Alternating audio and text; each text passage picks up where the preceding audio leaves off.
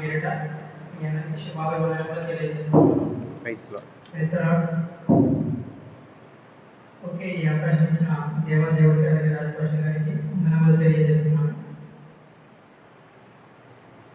బైబిల్లో గర్వం కలిగి నష్టపోయిన వ్యక్తుల గురించి ఈరోజు కొన్ని మాటలు మేము ముందుకు చెప్పాలని ఆశిస్తున్నాను.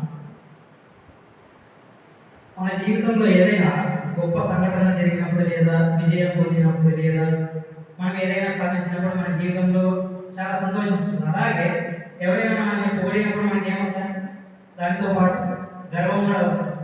అలా గర్వపడి వాళ్ళ జీవితాలలో నష్టపోయిన వ్యక్తులని మనం బైబిల్లో చూస్తాం. అలాంటి వ్యక్తులలో ముందుగా రాజైన ఉజ్జియా గురించి ఈరోజు మీ ముందు పంచుకుంటున్నాను. ఉజ్జియా యొక్క జీవితం గురించి. ఇతను యూదా దేశానికి చెందిన వ్యక్తి. ఇతనికి మరొక పేరు అజర్యా అని పేరు. ఇతని జీవితాన్ని మనము బైబిల్లో 2వ రాజులు 15వ అధ్యాయం 1 నుంచి 7 వచనాలు, అలాగే 2వ దినవృత్తాంతములు 26వ అధ్యాయంలో ధ్యానిస్తే ఈయన జీవితాన్ని మనము తెలుసుకోవచ్చు. అయితే మనకి సమయం లేదు కాబట్టి చదవడానికి కొన్ని విషయాలు రాజైన ఉజ్జియా గురించి మీ ముందు పంచుకుంటున్నాను. ఇతను 16వ సంవత్సరంలోనే యూదా రాజ్యానికి రాజు అయ్యాడు. ఆయన రాజు అయినప్పటి నుంచి సుమారు 52 సంవత్సరాలు ఆ రాజ్యాన్ని పరిపాలించాడు. అంటే 16వ సంవత్సరంలోనే రాజు అయ్యాడు.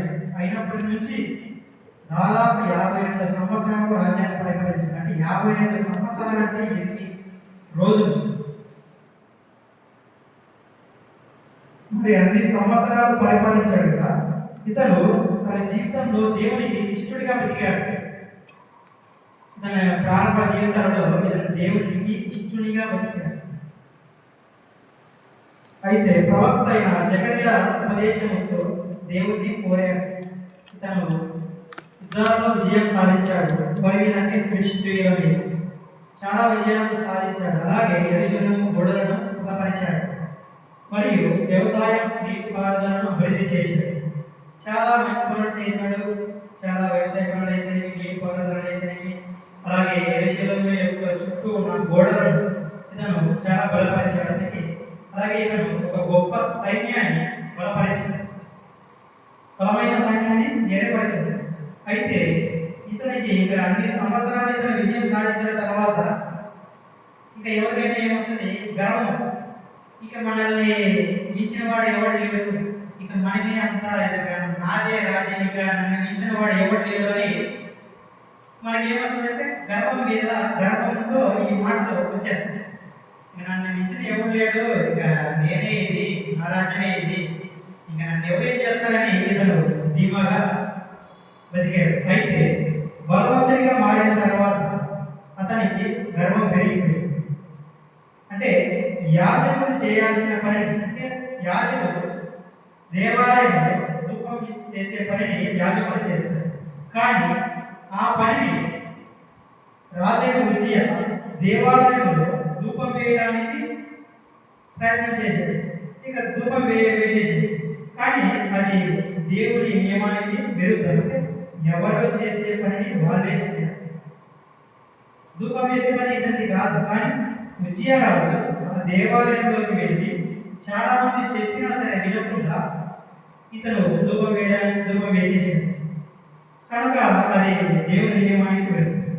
ఇక దేవుడికి కోపం వచ్చి వచ్చినందున అతనికి కుష్టి రోగం వచ్చేసి తన జీవిత కాలం అంతా బ్రతికున్న రోజులు ఇతనికి కుష్టి రోగం రావడం వల్ల ఇతను ప్రజల వేరుగా బతకాల్సి వచ్చింది.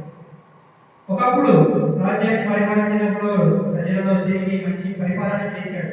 కానీ ఎప్పుడైతే ఇతనికి గర్వం వచ్చిందో, దేవుడికి వ్యతిరేకమైన పని చేశాడు, ఏమని ఇతనిని మొత్తినందున ఇతనికి కుష్టి రోగం వచ్చేసింది.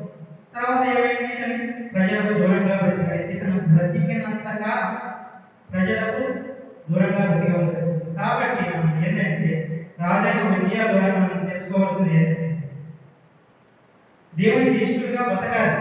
అలాగే మనం ఏదో సాధించినప్పుడు మనకి ఏదైనా జరిగినప్పుడు మనం గర్వంతో పొంగిపోకూడదు. అది దేవుడికి వ్యతిరేకమైన గర్వం. దేవుడు గర్వాన్ని దేవుడు ఇష్టపడడు. కాబట్టి రాజైన విషయాల ద్వారా మనం గర్వం పడకుండా ఉండాల్సిందిగా మనం తెలుసుకోగలుగుతాం. అలాగే మరొక సంగతి మీ ముందు ఉంచుతున్నాను. బాబేలు గోపురం. ఇది ఆదికాండం 11వ అధ్యాయం 1 నుంచి 9 వచనాల్లో చదివితే ఇది మనం బాబేలు గోపురం యొక్క చరిత్ర మనము తెలుసుకోవచ్చు. ఇది ఏంటంటే మనుషుల గర్వం, దేవునికి వ్యతిరేకంగా చేసిన ప్రయత్నం మరియు దేవుని జోక్యం గురించి ఈ 9 వచనాలు మనకు తెలియజేస్తున్నాయి. ఆదికాండం 11వ అధ్యాయం 1 నుంచి 9 వచనాలు. ప్రారంభంలో వీరు భూమి మీద ప్రజలందరూ ఒకే భాష మాట్లాడేవారు. మనము ప్రారంభంలో మనమైనా ఏం చేస్తాం? జీవితంలో ఒకే భాష అలా మాట్లాడడం వలన మనం అందరం కలిసి ఒకే పనిని అందరూ చేయగలుగుతాం. అలాగే ఐక్యత మనకి పెరుగుతుంది. అందరూ ఒకే భాష మాట్లాడాలి.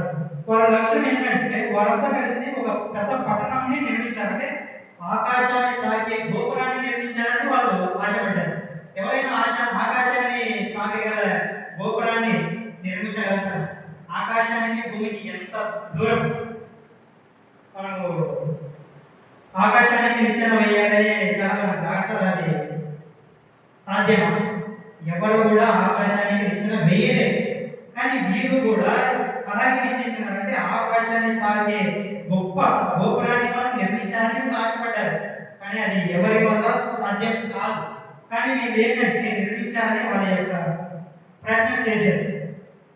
వాళ్ళ లక్ష్యం ఏంటంటే తమ పేరు గొప్పగా చేయాలని, వాళ్ళ పేరు ప్రఖ్యాతులు పొందాలని, ఆ ఆకాశానికి తాగేంత గొప్పగా గోపురం నిర్మించాలని ఆశపడ్డారు. వారు ఒకే భాష మాట్లాడడం వలన వాళ్ళ ఐక్యత ఉంది. అలాగే వారు కలిసి ఒకే పని చేయాలని నిర్ణయించుకున్నారు. కానీ గర్వంతో గోపురాన్ని నిర్మించాలని అనుకున్నారు. వాళ్ళకి ఏంటంటే అలా చేయడం వల్ల వాళ్ళకి పేరు సంపాదిద్దామని అనుకున్నారు. కానీ అది దేవుని మహిమ కోసం కాదు, వాళ్ళ కోసం. అది వాళ్ళ పేరు ప్రఖ్యాతలు సంపాదించుకోవాలని వాళ్ళు నిర్మించాలని ఆశపడ్డారు. అది తమ గొప్పతనం కోసం నిర్మించాలని ఆశపడ్డారు. కానీ ఇక్కడ అహంకారం మరియు స్వీయ మహిమ చూపిస్తుంది. అంటే మనం ఏదైనా పనిని చేస్తే అది దేవుడిని మనము మెప్పు పొందాలి. అలాగే దేవుడికి మహిమ పరిచయాలని మనము ఏదైనా కార్యం జరిగించాలి. అలా కాకుండా మన కోసం మన పేరు ప్రఖ్యాతులు సంపాదించాలని ఏదైనా పనిని ప్రారంభిస్తే, మనం ఏదైనా ఆశ కలిగి ఉంటే అది దేవుడికి వ్యతిరేకం. అంటే దేవుడి చిత్తం అందులో ఉండాలి. దేవుడి చిత్తం లేకుండా మనము మన పేరు ప్రఖ్యాతులు, మన అహంకారం కోసం, మన ఘనత కోసము మనము ప్రయత్నిస్తే దేవుడికి అది విరుద్ధం. కాబట్టి దేవుడు ఇక ఏం చేశాడు? ఇక అంటే ఈ అహంకారం ముందు బైబిల్లో ఒక మాట ఉంది గర్వం గురించి, అలాగే అహంకారం గురించి. సామెతలు 16వ అధ్యాయం 18వ వచనంలో ఉంది, నాశనమునకు ముందు గర్వము నడుచును, అలాగే పడిపోవటకు ముందు అహంకారమైన మనసు నడుచును. కాబట్టి నాశనమునకు ముందు మనకి ఏం నడుస్తుందంటే గర్వం నడుస్తుందంట. పడిపోవటం ముందు ఏం నడుస్తుంది? అహంకారమైన మనసు నడుస్తుంది. కానీ ఆ టైంలో మనం అవన్నీ గ్రహించలేదు. ఏదైతే సరే ఇక నా ప్రయత్నాలు, నా కృషి, నా పట్టుదలతోనే నేను చేస్తాను, దేవుడు నాకు అవసరం లేదు, దేవుడి యొక్క కృప నాకు అవసరం లేదని కోరుకుంటారు చాలా. అది చాలా తప్పు.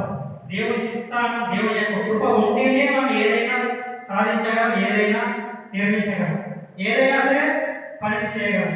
దేవుని యొక్క కృప, దేవుని యొక్క చిత్తం లేకుంటే మనకి ఏది చేసినా సరే ఆ ప్రయత్నాలన్నీ వ్యర్థం.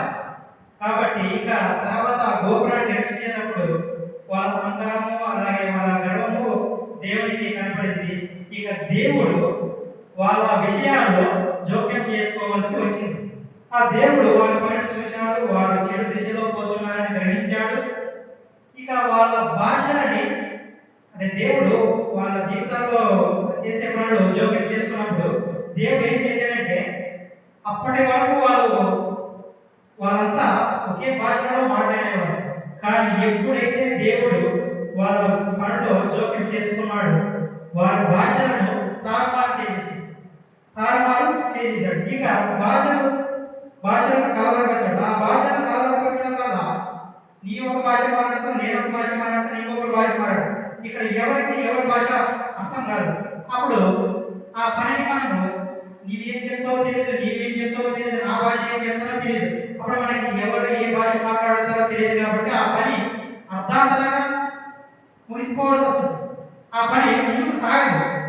ఎందుకంటే దేవుడు జోక్యం చేసుకోవాల్సి వచ్చింది కాబట్టి, వారు దేవునికి విరుద్ధంగా, దేవునికి వ్యతిరేకంగా బతుకుతున్నారు కాబట్టి ఇక దేవుడు వారి భాషలను కలవరపరిచాడు. ఫలితం వాళ్ళందరూ చెదిరిపోవడం. వారు ఒకరికొకరు అర్థం చేసుకోలేకపోయారు. పని ఆగిపోయింది. వారి భూమి ఎంతగా చెదిరిపోయారు. ఆ స్థలాన్ని బాబేలు గోపురం అని పిలుస్తారు. ఈ బాబేలు గోపురం ద్వారా కూడా మనం ఏం తెలుసుకోగలుగుతున్నామంటే, దేవునికి గర్వం అనేది అసహ్యం. దేవుడు గర్వించే ప్రజలను తగ్గిస్తాడు. గర్వం మనిషిని తప్పుదారి పట్టిస్తుంది. ఇవి బైబిల్లోని గర్వం కలిగి వాళ్ళు కలిగిన నష్టాలను మీ ముందు ఉంచాను. అలాగే ఇది బైబిల్లోనే కాదు, మరొక సంఘటన మీ ముందుకు తీసుకురావాలని ఆశపడుతున్నాను. ప్రపంచంలో 1912 సంవత్సరంలో ఒక దుర్భరమైన సంఘటన జరిగింది. ఆ సంఘటన ఏంటంటే టైటానిక్ అనేది మనందరికీ తెలుసు. టైటానిక్ ఒక ఓడ. అది టైటానిక్ అనగా అర్థం ఏంటంటే బ్రహ్మాండం అని దానికి అర్థం. ఆ టైటానిక్ ని ఒక వ్యక్తి నిర్మించాడు. అది మామూలుగా అందరూ చెక్కతో తయారు చేసిన ఓడలు అప్పటి వరకు ఉంటాయి. కానీ ప్రపంచంలో మొట్టమొదటిసారిగా ఇనుముతో అంటే మెటల్తో తయారు చేసిన నౌక ఏదైనా ఉందంటే అది టైటానిక్. టైటానిక్ అనగా అర్థం ఏంటంటే బ్రహ్మాండం. అయితే మంచిగానే ఉంది, బాగానే ఉంది టైటానిక్ అంటే. మరి టైటానిక్ ఇంగ్లాండ్ దేశం నుంచి అమెరికా దేశానికి అట్లాంటిక్ మహాసముద్రంలో ప్రయాణం చేయవలసి వచ్చింది. సుమారు 2200 మంది ఆ ఓడలో ప్రయాణం చేయవలసి వచ్చింది. బాగానే సాగుతుంది వారి ప్రయాణం. 3 రోజులు బాగా సాగింది. ఇక వాళ్ళు ఏంటంటే స్పీడ్ పెంచేశారు. స్పీడ్ పెంచడం వలన వెనక కూర్చున్నవాడు వాళ్ళకు ఒక సంకేతాన్ని వైర్లెస్ సెట్ ద్వారా వాళ్ళకి ఒక సంకేతాన్ని తెలియజేస్తున్నారు. Please reduce the speed and change the direction. అంటే దిశాన్ని మార్చండి, అలాగే స్పీడ్ని తగ్గించండి అని వాళ్ళు ఒక ఖాతాను వాళ్ళకి అంటే ఓడను నడుపుతున్న సిబ్బందికి తెలియజేస్తున్నారు వైర్లెస్ ఫీల్డ్ల ద్వారా. కానీ ఆ సిబ్బంది, ఓడను నడిపే సిబ్బంది వాళ్ళు ఏమి చెప్తున్నారు తెలుసా? మీరు ఎందుకు అంత కలవరపడతారు, మీరు ఎందుకు అంత భయపడతారు? ఇది ఆషామాష అయిన ఓడ కాదు. ఇది ప్రపంచంలో మొట్టమొదటిసారిగా మెటాలిక్తో తయారు చేసిన ఓడ. దీన్ని ఎవరు ముంచలేరు అని చెప్పాడంటే, ఆ టైటానిక్ ని డిజైన్ చేసిన వ్యక్తి ఒక మాట పలికాడు. ఆ మాట ఏంటంటే, Titanic this is virtually unsinkable, even God also cannot sink this my dear ship. అంటే టైటానిక్ నిజంగా మునిగిపోదు, దేవుడు కూడా ఈ ప్రియమైన నౌకను ఉంచలేడు. టైటానిక్ అంటే బ్రహ్మాండం మంచిదే, కాదనలేదు. అతను ఏం చెప్తున్నాడు? టైటానిక్ వర్చువల్ యాక్సిడెంట్, దీన్ని ఎవరు ఉంచలేరు, కానీ దేవుడు కూడా ఈ నౌకను, నా ప్రియమైన నౌకను ఉంచలేడు. బాగానే ఉంది టైటానిక్ నౌక. ఎప్పుడైతే అతను ఏం పలికాడు? గర్భంతో మాటలు పలికాడు. మీరు ఎంత కలవరపడుతున్నారో, ఇది ఏదైనా ఆశమాశమైన నౌక అనుకుంటున్నారా?